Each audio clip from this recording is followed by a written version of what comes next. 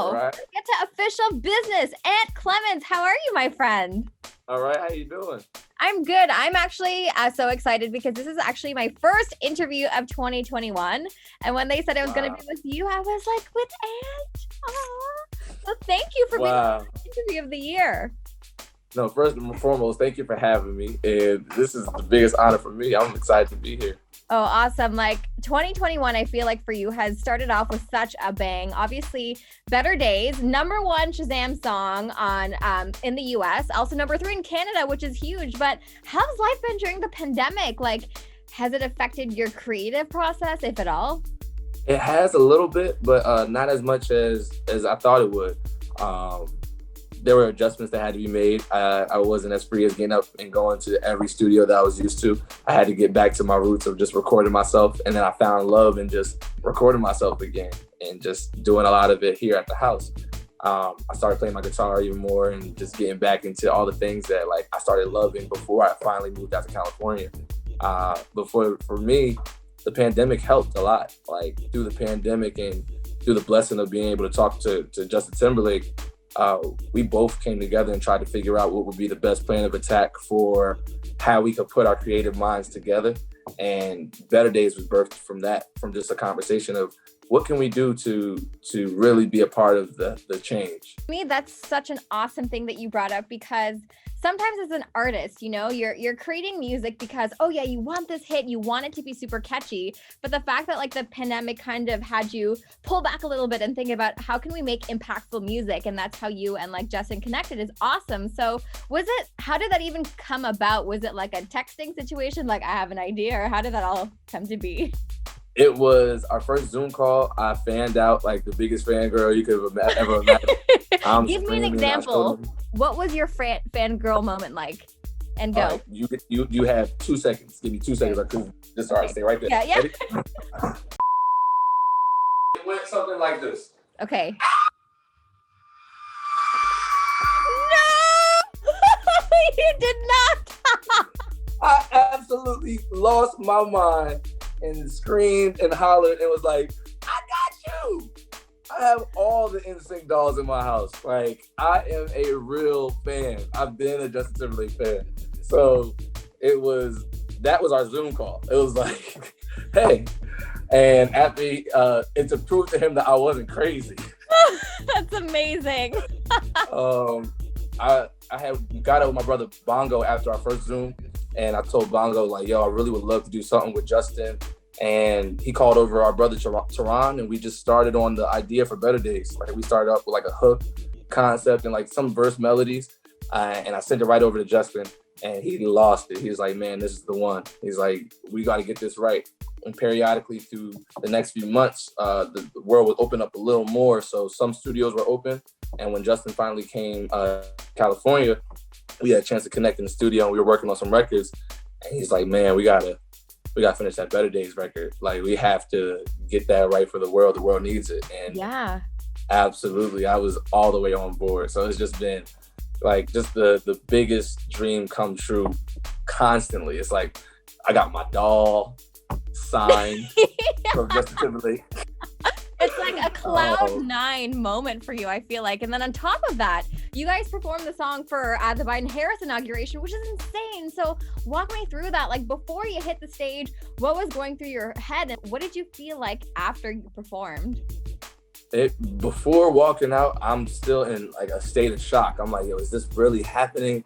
I cannot believe I'm looking to my right and Justin Timberlake is here. Like, this is the greatest dream, and God, please don't wake me up. Like, if this is a dream. And afterwards, I felt like it was really cold, like really, really cold in this.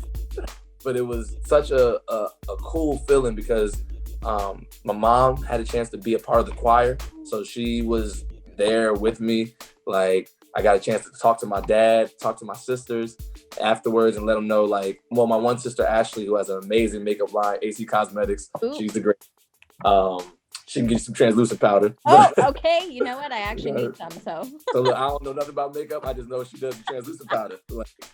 So Ashley was there actually doing the makeup for me for the shoot, and seeing Ashley and my mom there, but calling Amber and my dad, and just telling them, yo, we did it. Like, I felt like Kamala calling up Joe saying, we did it, Joe. It was really cool for me. It becomes 1,000 times more special when you can have your family involved, because that's such a huge moment. That's a super impactful moment. And it also means that your music speaks volumes to millions and millions of people. And obviously after that, you know, that's when the Shazam started coming in like crazy. So you reached millions of people through that one performance. And obviously, like, that was a huge part of your year, but a Grammy nomination for 2021. I feel like, though, your work is no like stranger to Grammy nominations, because you work with other artists like, you know, Beyonce and Chance the Rapper. Like, that's been nominated before, but this is you. So as an artist, as, you know, just you and yourself, is this like a monumental moment for you career-wise? Or if not, if it's not like, oh, you know, it's just a Grammy nomination, like, how do you measure success? That's a great question. I will probably steal that question and ask everyone I meet, how do you measure success? And I'll definitely quote you. I'll give you some publishing on it. Deepa Prashad, Kiss Radio. Gotcha. Boom, there it is. But for me, this is something I've wanted since I was a child. So just to be nominated is the win for me.